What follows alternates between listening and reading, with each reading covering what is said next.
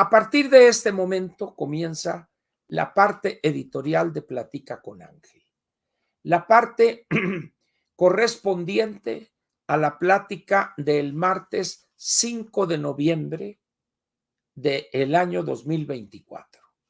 Día importante por lo que pasó en la Suprema Corte, en el Pleno, e importante por la elección en los Estados Unidos. Comenzamos entonces la parte editorial. El título es el siguiente: ¿qué pensaban los electores ante el 2 de julio de junio del 24 y qué piensan hoy? Repito, ¿qué pensaban los electores antes o ante el 2 de junio del 24, el día de la elección, y qué piensan hoy? ¿Por qué comienzo con esta pregunta? ¿Ustedes piensan acaso que de los millones de votos, 53, 54 millones de votos emitidos, piensan ustedes que todos esas decenas de millones de votos llegaron a la urna con una visión clara de lo que querían para el país? ¿Acaso somos tan ingenuos que así llegaron esos 53, 54 millones? No, seamos realistas. El mexicano, en su inmensa mayoría de los votantes, de los que votan, llegan y 3 días antes, en el mejor de los casos, decidieron por quién, a ver, quién o ahí le pienso y ahí a la hora de la boleta. Y un porcentaje, 30%, se decide por quién votar ahí en la urna, perdón, en la casilla.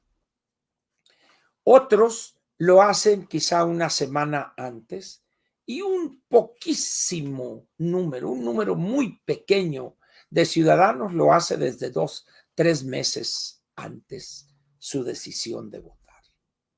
De tal manera, pues, que la inmensa y aplastante mayoría de los electores que emitieron su voto el 2 de junio no tenían idea por qué estaban votando. El voto, aun cuando muchos no lo entiendan, el voto es un instrumento para asentar las bases del futuro. No es un instrumento para elegir a alguien para que meta a la cárcel al anterior. No es cierto eso. Y ahorita les explico por qué. Hace, pues ya algunos meses, porque fue desde el año pasado, la senadora Lili Téllez estaba, no recuerdo si todavía en el programa con Alarraqui, ahí en Atypical TV, o ya había salido de ahí para empezar su campaña por la candidatura a la presidencia de la República. Dijo: la primera decisión administrativa que voy a tomar cuando sea presidenta es meter a la cárcel a López Obrador. Nivel de ignorancia mayor fue difícil encontrarlo durante toda la campaña. Hay varios que dijeron muchas babosadas, pero como esa de la Lili, pocas. ¿Por qué razón? Cuando alguien es senadora de la República y está buscando la candidatura y que afirme que el Ejecutivo puede meter a la cárcel a alguien, y más específicamente al expresidente de la República, no tienen la menor idea de cómo funciona la impartición de justicia y la procuración de justicia en México. El Poder Ejecutivo procura que se haga justicia a través del Ministerio Público o de las fiscalías, que hoy son autónomas, se dice, y no meten a la cárcel a persona alguna. Recaban datos, información que presuponen conductas delictivas, pero el fiscal no mete a la cárcel a la persona. Le entrega esa carpeta de investigación al juez para que él analice los elementos y escuche a la defensa y a su vez al Ministerio Público. Y es el juez, Poder Judicial, el impartidor de justicia que determina si esa persona se quede para llevar el proceso dentro de prisión o se vaya a su domicilio para que siga el proceso desde ahí o lo deja libre por falta de elementos probatorios de conducta delictiva alguna. Eso tan elemental, la Lili, mi paisana, se lo pasó por quién sabe dónde y dijo: mi primera decisión será meter a López Obrador a la cárcel. Yo le puse un tuit: estimada paisana, eso no es así por esto, por esto, por esto. Jamás se tuvo la decencia de reconocer su error y mucho menos por decirme gracias, Ángel, por la aclaración. O sea que aparte de ignorante, soberbia. Esa persona quería ser presidente de la República. ¿Ante qué estamos entonces? Ante una ignorancia de la aplastante mayoría de esos 100 ciudadanos inscritos o 98 millones en la lista nominal. Y ahí van también millones y millones de personas que tienen educación superior. Esta vez, como fue hace 6 años, el 70% de los que alcanzaron educación superior le dieron su voto a López al bulto hace 6 años y hoy se lo dieron a la anticientífica, que es una tragedia. Pues alguien dirá, bueno, ¿y de qué sirve que hayan tenido ese nivel educativo? Un momento. En las escuelas no les enseñan a discernir, a analizar eso. Para eso están los partidos. De tal manera que esa ignorancia de los ciudadanos es responsabilidad directa del sistema de partidos, de los 7 que había en ese momento. Ahorita ya chupó faros el PRD. En esas condiciones, pues, cuando yo hago la pregunta, ¿qué pensaban antes del 2 de junio de ir a votar? Nada. Les valía madre el país, la realidad. ¿Por qué? Porque una persona que apenas sobrevive con un ingreso miserable no tiene tiempo para esos estudios y análisis, ¿no? Y los que tienen ese tiempo y eso, pues andan buscando la chamba, cómo conservar la plaza que tienen, cómo quedar bien con este o el otro para tener una mejor chamba. Dicho de otra manera, la democracia mexicana es una democracia rara porque no tiene demócratas. O dicho de otra manera, no tiene verdaderos ciudadanos. Y ahora continúa la pregunta, ¿y qué piensan hoy? Lo mismo, nada. Nada. ¿Ustedes creen que piensan que están enterados de lo que pasó en la corte? ¿Y qué dijo el ministro Pérez Dayán, Ángel? ¿Él lo presionaría? ¿Se vendería? ¿O qué? Pues vale, no entienden eso. Ellos quieren comer y que los suyos coman. En esas condiciones, pues, estamos ante un país donde, si vemos las cosas desde el punto de vista de la conciencia cívica, tenemos 98 millones inscritos en la lista nominal y tienen su credencial de elector porque la necesitan para identificarse. Si no, ni irían al INE por su credencial. Ya que lo obtienen, ya fregaron, ya el banco trae su INE. No, señorita, porque está muy pesado el edificio, traigo mi credencial de lector. Y no entienden el sarcasmo porque son muy tontas, pero aquí está. Muy bien. Y ya le pagan el cheque que llevan, etcétera, etcétera. En esas condiciones, ¿ante qué estamos? Ante un gran océano de ignorancia cívico-política. De tal manera que preguntarnos sobre lo que hoy pasó en la corte Y antes de entrar aquí, platiqué largo y tendido con una persona que le entiende a esas cosas. Y le digo, oye, Pepe, un estimado, son 98 millones de mexicanos. ¿Cuántos? Dame un número, un estimado, que pienses tú, con la experiencia que tienes, que entienden lo que se discutió hoy en la Corte. Me dice, a ver, di tú primero el número, yo ya tengo el mío. Le digo, pienso que máximo en el país serán 500,000. No, me dice Ángel, te fuiste muy lejos. Muy, muy lejos. A ver, dame tu número. Mira, me dice, si juntas 10,000 que le entiendan a lo que pasó hoy y lo puedan explicar a los demás, son muchos.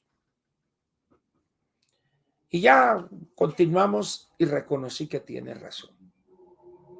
La marea rosa, ¿se acuerdan ustedes de aquellos millones y que rosados, chancrados y con llagas y iban ahí a defender a la corte? ¿Ya vieron cuántos estuvieron ahí? ¿Dónde quedaron esos millones, esos cientos de miles que con un espíritu cívico valiente fueron ahí? ¿Dónde están? ¿Dónde están esas 50 o 100 ciudades donde hicieron mítines y acá? ¿Dónde? Les vale. Ese es el México real.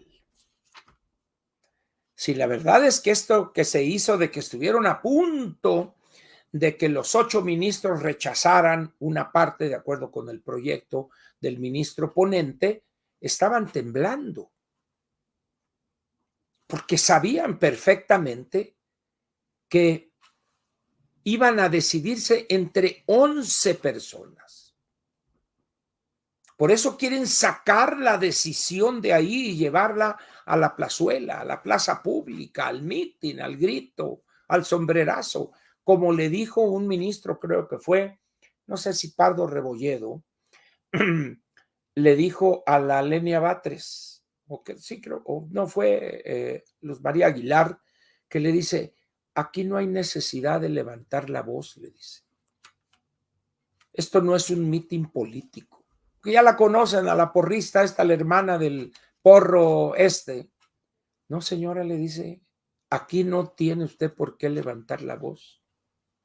Serena Morena, ¿no? Le puso un soplamocos entre trompa y oreja. Estamos en esa sala del Pleno de la Suprema Corte de Justicia ante lo mejor que tiene el estudio del derecho en México. Lo mejor. Esos 8 que están ahí, y pondría a las otras 2, a Ríos Farjat, no, a ella no, a la Loreta Ortiz y Yasmín Esquivel, la plagiaria, que sean un par de sinvergüenzas, agachonas y corrompidas, pero le saben al asunto, porque tienen 25, 30, 40 años en el estudio de este derecho constitucional. La otra es una advenediza simplemente, ¿verdad? Esos 10 son los mejores en un país de 130.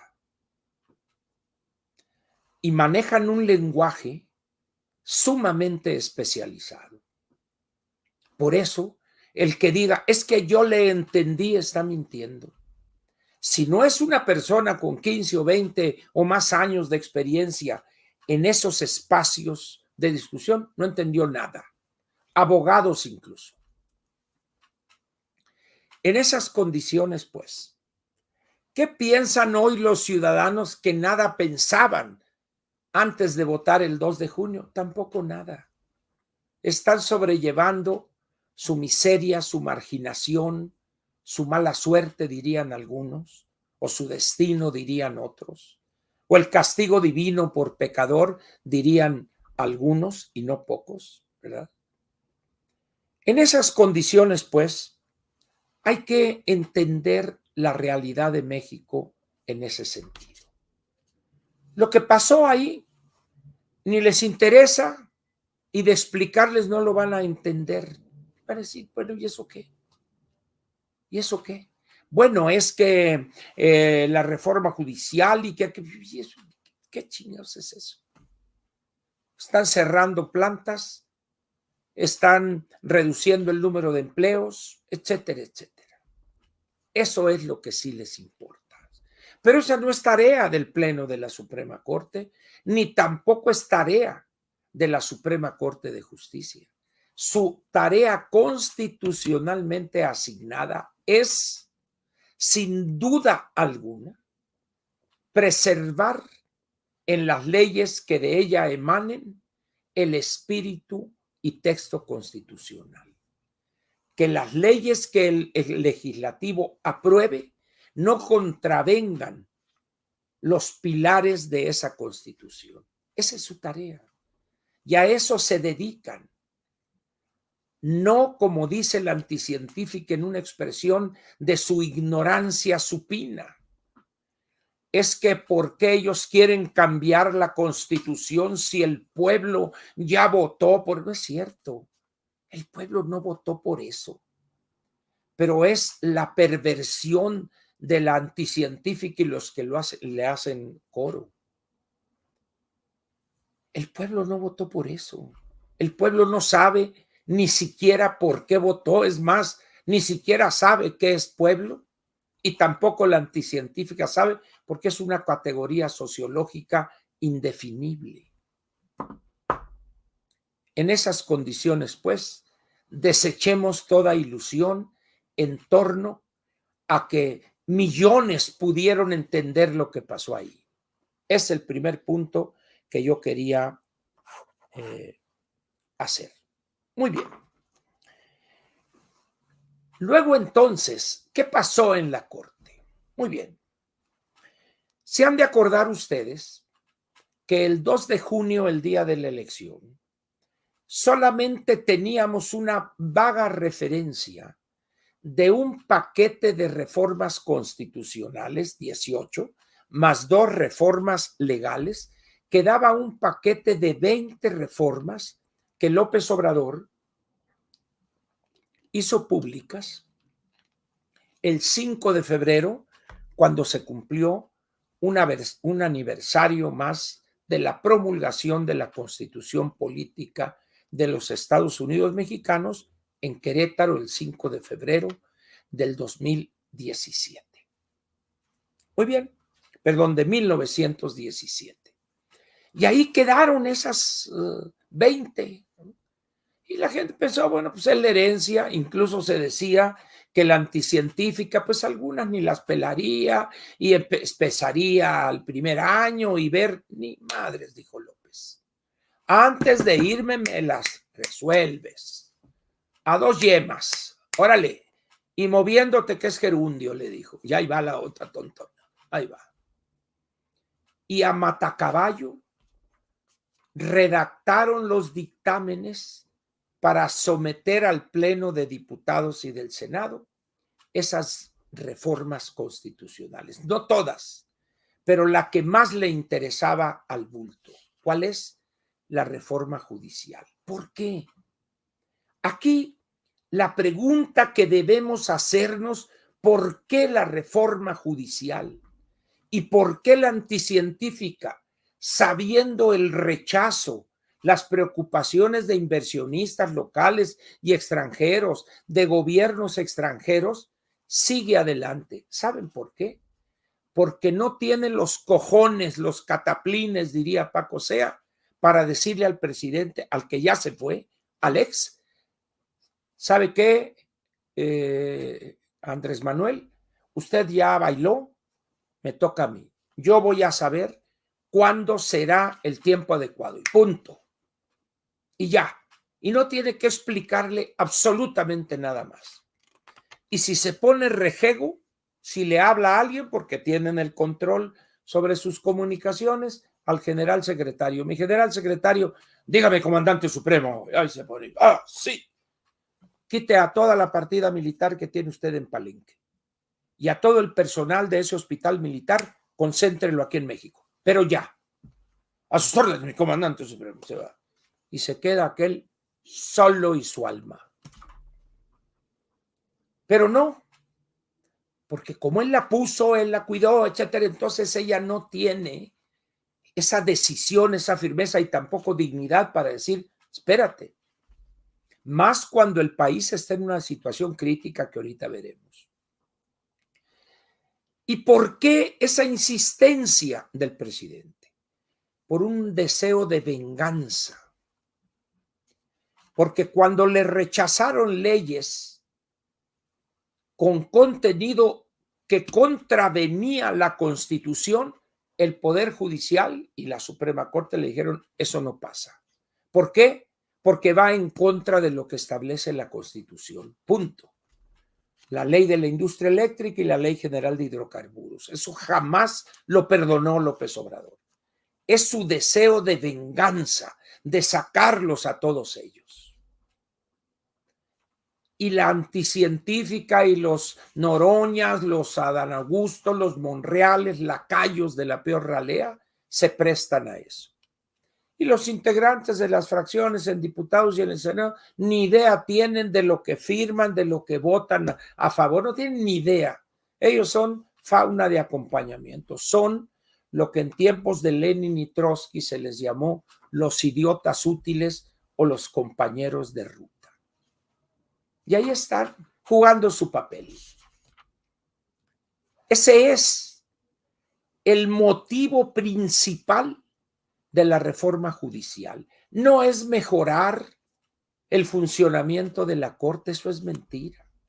No es la austeridad, es mentira también.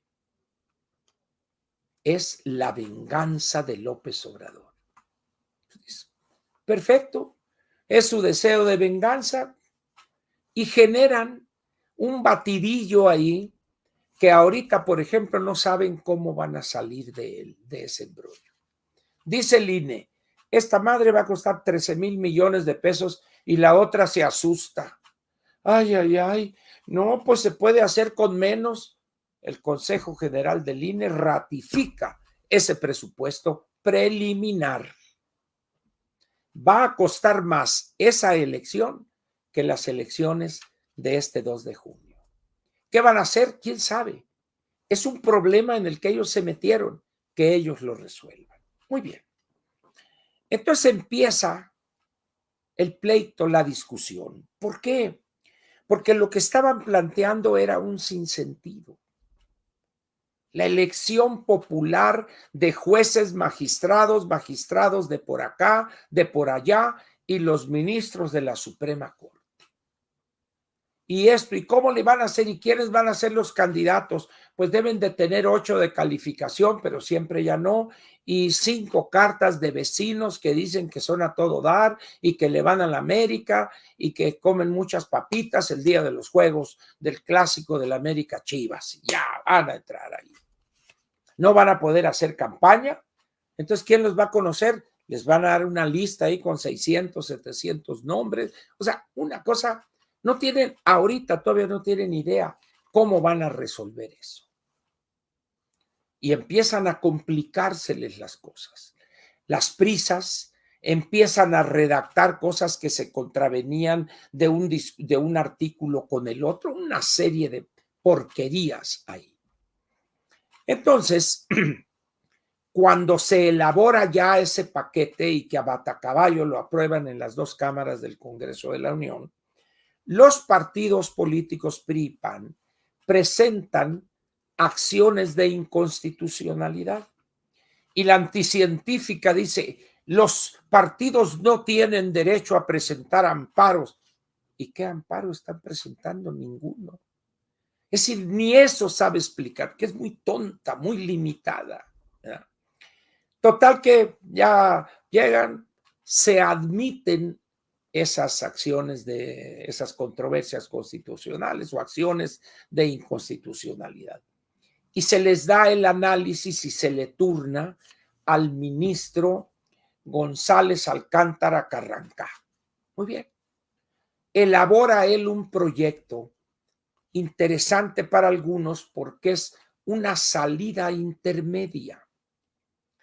desecha la parte correspondiente a la elección de jueces y magistrados, que es donde está el cuerpo que hace funcionar al Poder Judicial, y 880 de esos jueces de distrito y magistrados dijeron, ténguele, yo no me presto a esa faramaya, y ahí les va. Presento mi renuncia y ahí se ven. Muy bien.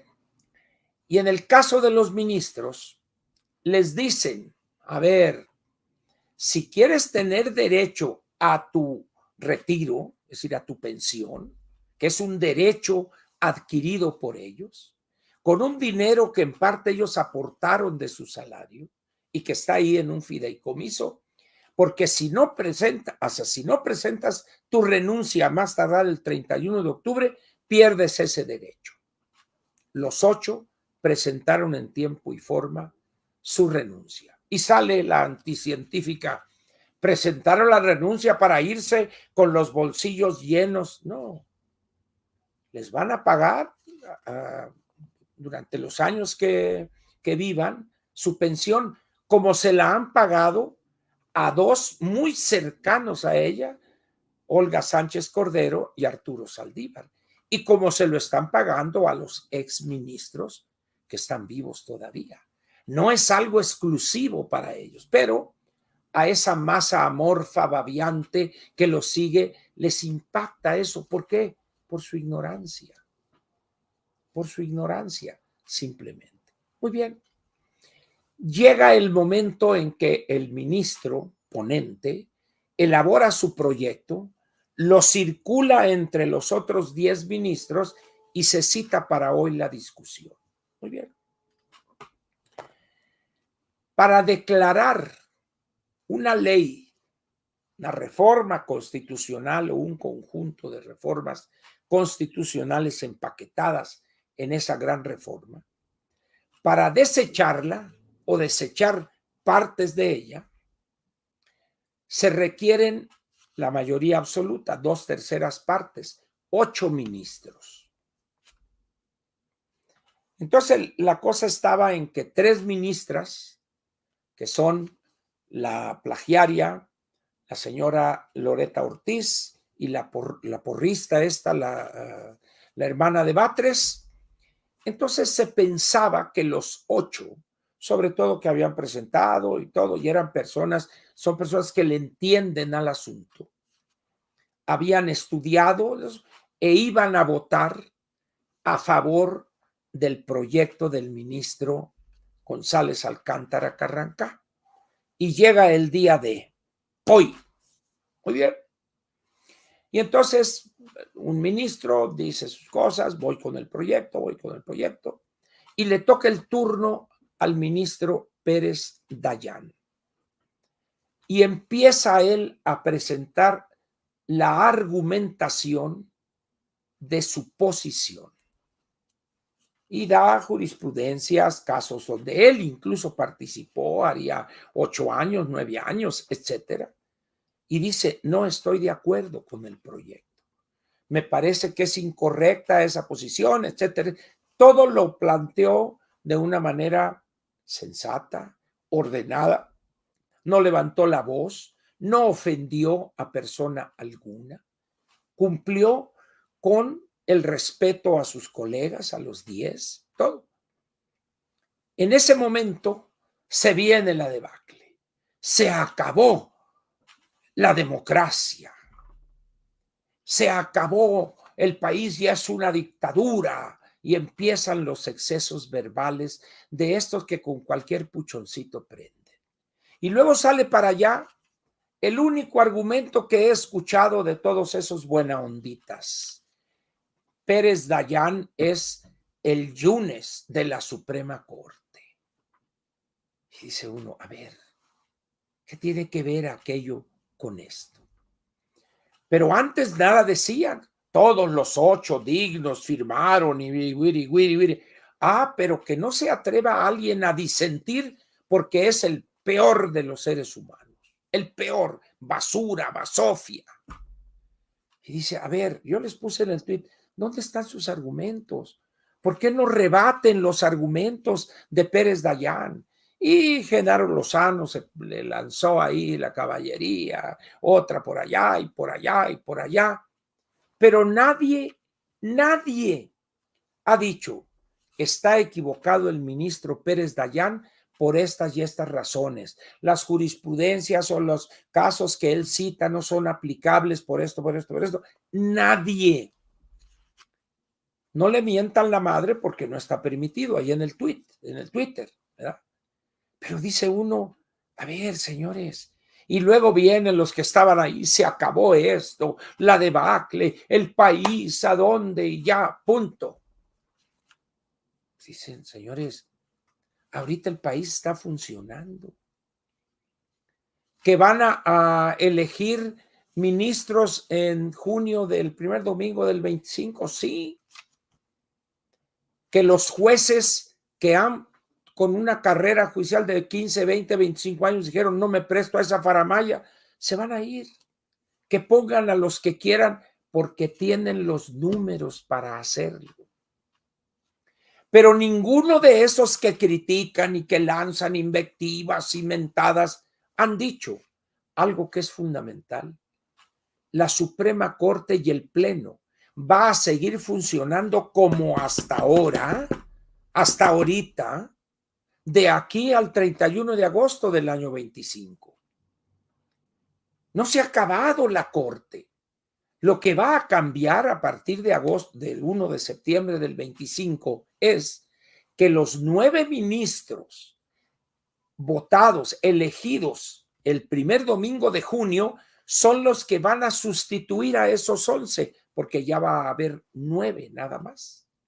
Pero la Suprema Corte va a seguir cumpliendo con su tarea de Tribunal Constitucional todavía lo que queda de noviembre, diciembre, enero, febrero, marzo, abril, mayo, junio, julio y agosto. 10 meses todavía. Y se van a promover amparos y acciones de inconstitucionalidad, etcétera, etcétera.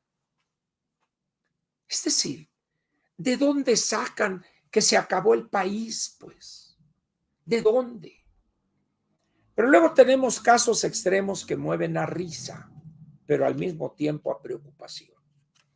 Anda eufórico Fernández Noroña, que él es experto en derecho constitucional, ¿verdad? Ya ganamos, y se movía, iba para acá y para allá, ya ganamos. ¿Qué ganaste? Es que la Corte decidió o no tuvo los 8 votos y la reforma judicial va. Sí, va la reforma judicial. ¿Y podrías explicar, Gerardo, qué ganaste o qué ganaron? ¿Y saben ustedes qué ganaron? Nada. Es más, diría que perdieron todo. No saben qué hacer ahorita para realizar las elecciones de esos nuevos funcionarios judiciales. ¿Qué va a pasar con los asuntos miles que quedarán pendientes? ¿Qué va a pasar cuando van a meter a personas inexpertas? ¿Qué va a pasar con eso? No les importa. Entonces, ¿qué ganaste? No tienes idea del daño que le estás haciendo a la economía, a la política, al desarrollo de la sociedad. Les vale madre. Pero ahí anda Oroña, Fernández. Órale. Y estos, y no, ya los cargó el payaso. No es cierto. A quien se cargó el payaso es a ellos, porque no tienen la menor idea de qué fue lo que ganaron. Tienen ahora que buscar, rebuscar y buscar, etcétera, para evitar las contradicciones y cótela aquí, usted dice esto es lo contrario, etcétera. Y llevar a cabo su elección que necesitan 13,000 millones de pesos. Vamos a ver en este paquete económico que presente el delicadito pues vamos a ver, no tenemos dinero y no aparece dinero para esa elección y seré el sereno, pero tú a ver cuánta lana le vas a poner ahí. ¿Quién perdió entonces? Los que se van a exhibir como unos ineptos, los que van a frenar la llegada de inversiones, la seguridad jurídica por toda la bola de babosadas que aprobaron ellos. ellos y solo ellos. ¿De dónde entonces fulano? No voy a decir nombres porque luego me regaña mi mujer, pero dice, a ver, ¿de dónde? Véanlos en el, ya se acabó esto y ya esto y lo otro. A ver, lo que pasa es que son jóvenes y no les tocó vivir la etapa del dorado autoritarismo en México. Sobrevivimos a aquello, hombre. Los derrotamos. Pues vamos a hacer lo mismo con estos. Y más pronto que tarde lo vamos a hacer. ¿Por qué? Por la babosada que acaban de aprobar. Entonces, yo les pediría que no se asusten, que no les crean a estos ¿cómo se dice? Profetas del apocalipsis. No, hombre, cálmense, serenos, échense un tequilita, calmada la venada. El problema es para ellos, porque quien tiene que organizar eso son ellos. Quienes tienen que buscar algunos perfiles, más o menos, son ellos. Muy bien. Ahora bien, ¿cuáles eran los problemas que aquejaban al ciudadano común y corriente antes del 2 de junio? No que tuviera conciencia y valentía para exigir la solución de esos problemas. Estoy hablando de problemas que le aquejaban, que le golpeaban a él y a los suyos. Ahí les va. El problema de la inseguridad, la violencia sin control, el crimen adueñado de vastas regiones del país, los homicidios que van ahorita, creo que ya van 2,200 o 2,400 nada más en estas 5 semanas. Eso le golpeaba a él antes de la elección. Hoy, con ese triunfo que obtuvieron, ¿van a mejorar la situación? Por supuesto que no. Las cosas siguen empeorando. Pero también le preocupaban a ese ciudadano promedio la falta de empleo, los sueldos bajos, el sistema público de educación y el de salud en la ruina, los dos, que tenía problemas para que curaran, atendieran a su esposa, a los hijos o a alguien o a él mismo. Les preocupaba a otro sector la infraestructura del país, el olvido de las carreteras, la corrupción en las carreteras, en aduanas, en los puertos, el dispendio en Dos Bocas, en el Tren Maya, en el AIFA, etcétera. ¿Se resolvieron estos problemas o se van a resolver porque no pudo desechar porque les faltó un ministro el pleno de la Corte esa babosada de la reforma judicial? Por supuesto que no. Van a seguir agravándose estos problemas por una razón muy sencilla. No tienen dinero. Pemex es un desastre completo y Comisión Federal de Electricidad igual. En esas condiciones, pues, la pregunta que debemos hacernos nosotros, ¿qué ganaron ellos? Y la respuesta es nada, nada. Y perdieron todo, porque a los problemas estos que mencioné se agrega ahora cómo van a llevar a cabo este proceso para la elección de casi 1,000 jueces y magistrados y 9 ministros de la Corte. ¿Cómo le van a hacer? No tienen idea. Pero al mismo tiempo no tienen dinero. En esas condiciones, pues, yo les pediría a ustedes que les hicieran una pregunta muy sencilla a esos que dicen, oye, y con la reforma judicial esa que no pudieron echar abajo estos conservadores, ¿ya van a resolver todos estos problemas? La seguridad, la violencia, el crimen, los homicidios, los van a resolver. ¡Qué bueno! No, ninguno de esos van a poder ni siquiera entrarle por encimita. Yo les pediría, pues, que primero, ánimo, no pierdan la confianza en que los vamos a derrotar, que somos mucho más que ellos y que ellos son lo peor que ha dado la clase política en México, son ellos, Morena, el Verde y el PT. Y ahora viene el problema, ¿dónde están el PRI y el PAN? Ante esta situación, uno habría pensado, bueno, van a tener a 100, 150,000 personas ahí en torno a la Suprema Corte. Estaban ahí como 100, 200 o 1000, no sé, nada más. Y esos ciudadanos, nada de los partidos. ¿Por qué? A los partidos les acaban de definir sus prerrogativas para el año próximo. Al PRI creo que le van a asignar, ya le asignaron en el presupuesto, 873 millones, al PAN no sé si 1,100 o 1,200, una cosa así, y a Morena cerca de 3,000 millones de pesos. ¿Se preocupan ellos por esto? No, hombre, no, hombre. En esas condiciones, pues, ¿por qué tanto interés y tanto barullo en esto?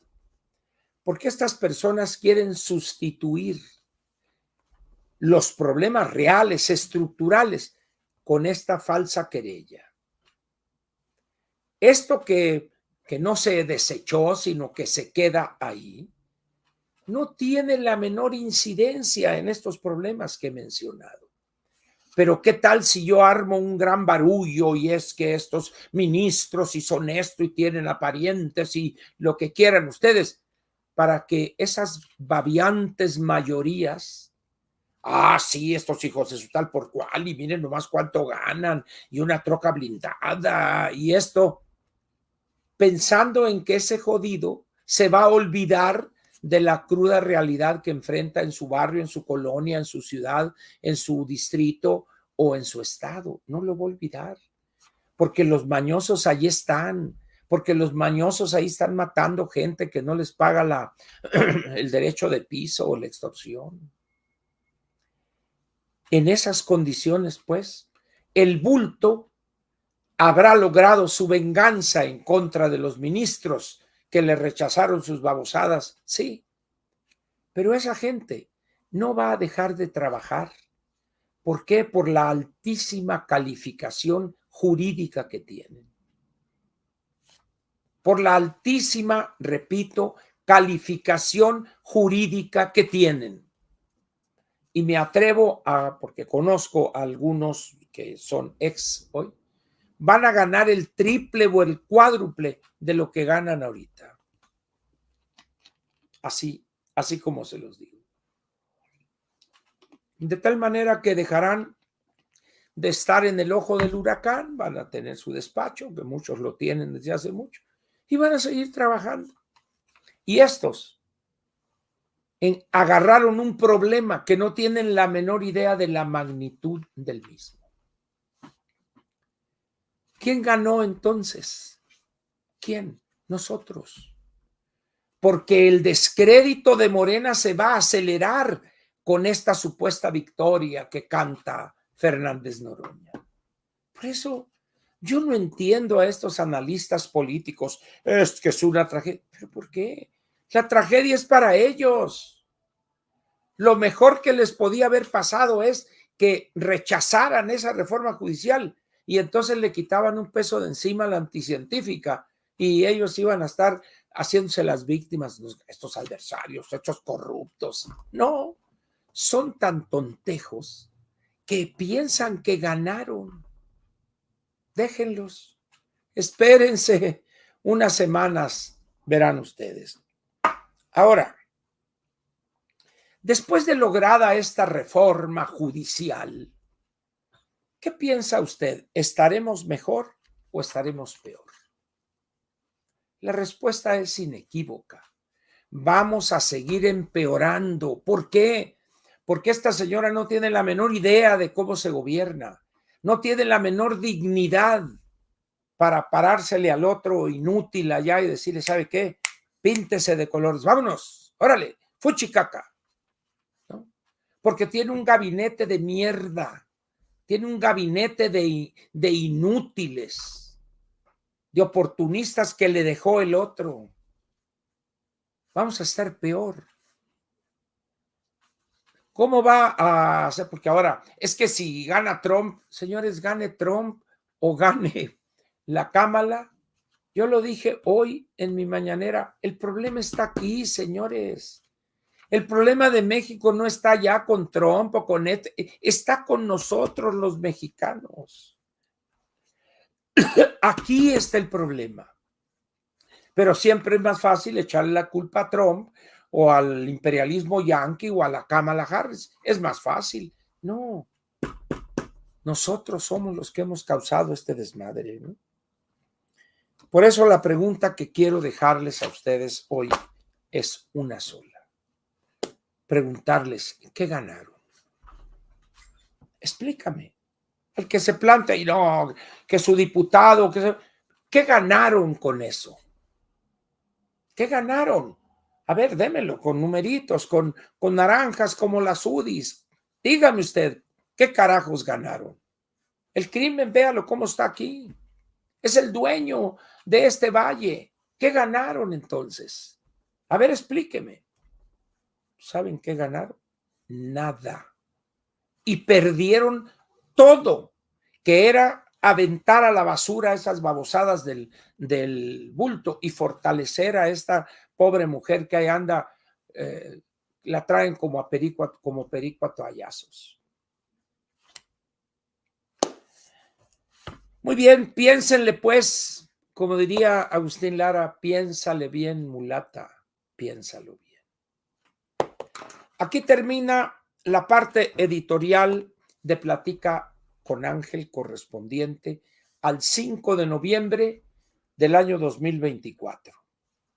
Vuelta a la página, la reforma judicial, y mañana pasado se van a olvidar de eso y el desastre que es México va a seguir. Y van a intentar cubrirse, es que Trump y es que esto, que los aranceles. Señores, el problema está aquí. Ha caído el empleo, las inversiones en cartera se han empezado a ir, el crecimiento del último trimestre va a ser casi cero, el pronóstico para el año próximo es del 1.1, 1.2, no habrá dinero para todos los programas sociales, etcétera y etcétera. Luego entonces, ¿qué ganaron?